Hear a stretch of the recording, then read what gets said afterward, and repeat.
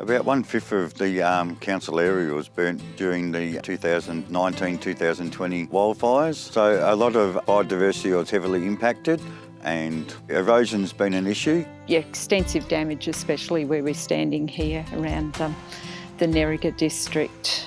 We had a lot of trucks and bulldozers and so on our place. Because we've got containment lines, we're quite aware that we might get weeds coming in that we hadn't had in the past.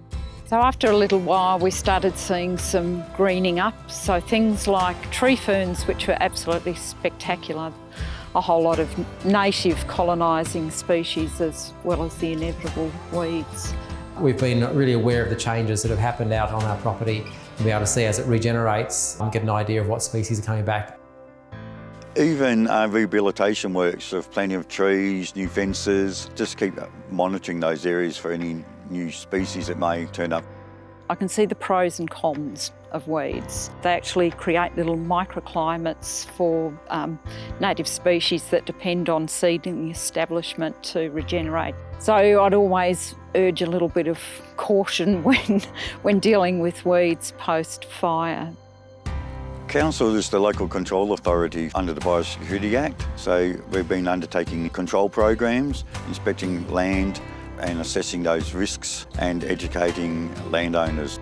I think my biggest challenge in regards to weeds is actually identifying them. There's a lot of information on the council website that you can look at, so I've been trying to identify weeds that we can find on our property and the risk that they can pose. We're interested in common widespread weeds where they're having a significant impact on the environment, the community and the economy.